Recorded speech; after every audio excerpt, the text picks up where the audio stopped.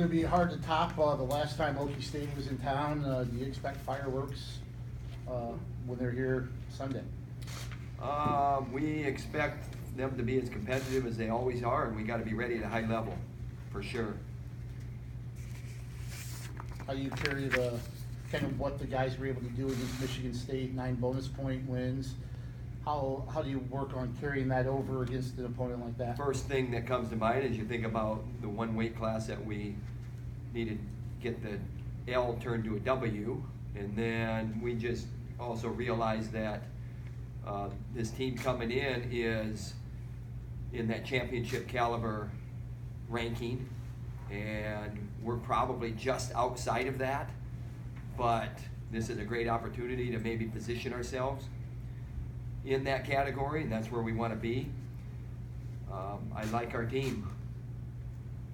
What do you feel like you can learn from your team against a team? Excuse me? What do you feel like you can learn from them wrestling Oklahoma State? We'll learn, we'll evaluate, and figure it out afterwards. I know that here's the thing, always say it, but as a competitor to high level professional sports, Olympic sports, when you get ready to go, good things happen. And we have some really good wrestlers that when they get ready to go, good things happen. And you got to wrestle hard the whole match, and if something unravels on you, you got to turn it around quick. Those are just recipes for success in anything that you take on, any challenge that you have. And we have some guys that are up to challenges and represent themselves very well. You got 3 or 4 top 10 matchups in the classes. How do you feel like, how confident are you in those guys coming into Sunday? Again, rankings never mean anything once you step on the mat. Looking at it the way that you're talking, you look at the matchups and, they could go this way or that way. Also doesn't really factor into my world. What factors into my world is when you're talking about national seedings, Big Ten seedings, even though this isn't a Big Ten, is not a Big Ten duel, this impacts rankings and seedings for the future. And so every opportunity is an opportunity. And when you have a big opportunity against a high-ranked opponent, that's why I was just talking about getting ready to go and seize the moment.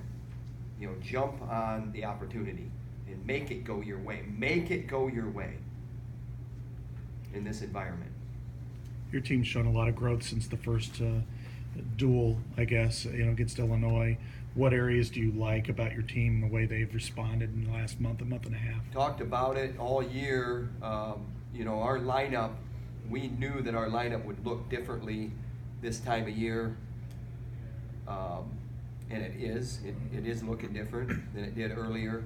And the other thing is how, when I say non-drama, I mean non-drama oriented our guys are. And they come to work, it's a pleasure, it's a blast.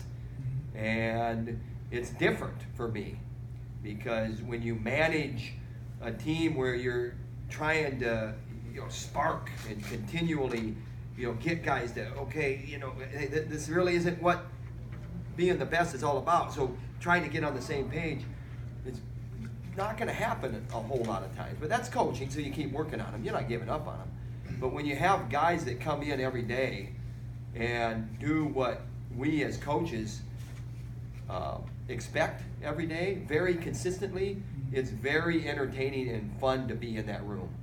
And I'll just say another barometer for that is, don't take my word for it, but we have more people in that practice room watching our open practices than ever before. And I'm not talking about the Saturday morning football practice. I'm talking about recently. I'm talking about the last month.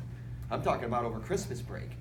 I'm talking about the secretary, Julie Tomash, fielding calls, what time is practice today? Because people are interested, because it's very entertaining in that wrestling room. We love it. Sorry, Coach. You mentioned in media day there was the unknown with this team, and that excited you though. Is this right now? Is there still unknown, or is everything clear? Would you say? The unknown was about like a guy like Marinelli. Everybody, the fans, they hear this Marinelli, and it was a mystery. And now they're starting to see when he's uncorked, how good he is and how funny he is to watch. And You know, he's a little bit like Gilman, where he just doesn't have a filter with his mouth. He's maybe not as brash, but he'll laugh and smile when he's saying it. But I think the fans gravitate toward that personality. And, you know, he's a blast to be around. And then you got the Spencer Lee guy who, you know, is a phenom coming in, but when he gets on campus and fans get to know him and our administration gets to know him, he's just a kid. You know, he's just a kid that loves to wrestle, and he loves to wrestle, and he's pretty good at it, but he loves to wrestle. And when you love to do something, you're going to get better. And when you love to do something, you come in every day and you get better every day. So the mysteries were the names that the fans were hearing, the people closest to our program were hearing, but didn't even know really what they were about. Marinelli, Lee, you know, that's what I was talking about. And so now fans are starting to see that these guys are pretty entertaining. These guys are pretty fun to watch. You'll have had more than a week off before this duel and another week after it. How does that affect individual match preparation and maybe being able to focus specifically for this duel? Our focus after every meet is the same, whether it's a Sunday to a Friday or a Sunday to a Sunday, or in this case, a Friday all the way to the Sunday, meaning, you know, 9 days or whatever it is. And, you know, hey, good job. You got some bonus points. Guys represented themselves. Now we're moving on, and we get to what we're about quickly. So week looks a little bit different maybe, but the preparation and moving forward is the same. Is it the same given the caliber of opponents with Oklahoma State followed by Ohio State and Michigan?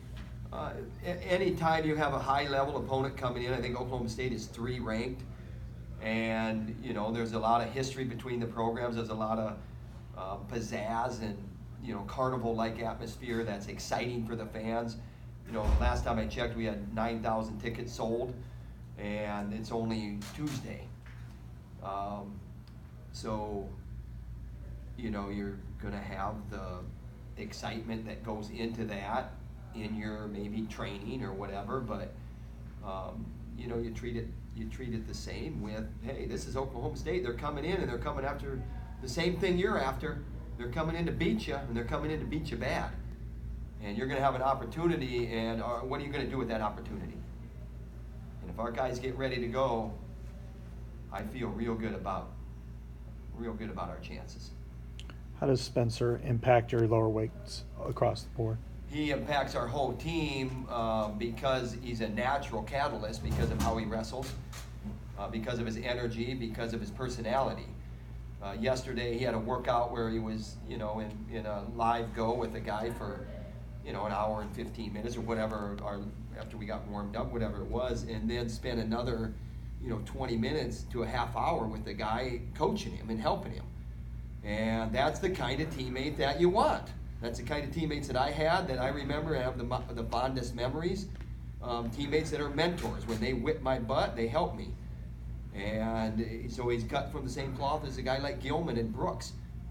And I talked about that a lot last year. And so what you have now, instead of a guy maturing into that role, you have a guy coming in that role.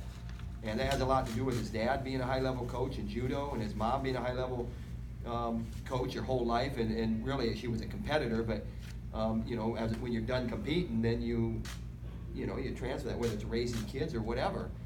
And then it had something to do with, I'm sure, strip matter. Jody strip matter rubbed off on him. But that's who he is. He's unselfish. And he's selfish in the right ways, but he's also not selfish in the wrong ways. I mean, he's very team oriented. What do you want to see out of Marinelli and Lee, considering this is probably their highest profile match they'll wrestle in right now? Same as we expect out of everybody. And I singled those guys out because that was the mystery question. You know, Sorensen has an opportunity. This dual meet could very well come down to bonus points. You know, at 33 and 41, we're going to weigh in 2 guys at each of those weights. And whichever guy gets the opportunity, what's the other guy going to be doing when you don't get what you want? Are you going to derail the progress that you've made and sulk, or are you going to man up and be ready for the next time? Because you're probably going to be the next guy out there. So this isn't just about Lee and Marinelli. This is about an opportunity that 10 weight classes are going to have to represent.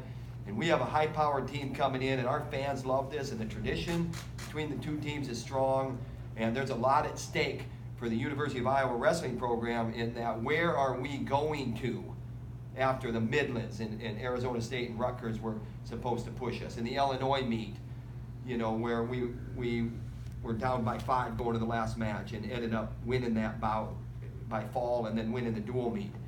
And so we look a little bit shaky or vulnerable. And now we have a high-powered team coming in that's in a different category than Rutgers and Iowa and Illinois. Not putting those guys below us, I'm saying in those that we're in that kind of category where we got to get to that championship category. This is opportunity. So it's about 10 weight classes. But these guys that, you know, are first time, you know, these guys have wrestled in the Ironman. These guys have wrestled. I mean, Spencer Lee's been on the world stage, you know, 4 or 5 times, and he's got three championships. So Marinelli, you know, he's won 4 Ohio State championships for a high-powered program in Ohio, wrestling for a big name coach in Ohio. It's the same. It's the same. Is there anything else? What's the difference between Cash Wilkie last year and Cash Wilkie this year? You know, I just, yeah, here's the thing. I look at memories. So, boom, you ask that question, I'm trying to think as a man. You know, I don't have to, like, lay out the expectations for him, like on a weekly basis or you know, twice a month. Okay, let's have a talk again about why you're here, commitment level, what we expect. I mean, he's in the category I was describing, that we have guys that are about, you know, not just business. I'm not coming in business and then I leave and then I can be my good old fun-loving self. They come in to have fun. This is fun. I mean, let's go out and kick some butt, score some points. That's what's entertaining. Thanks a lot. Appreciate it.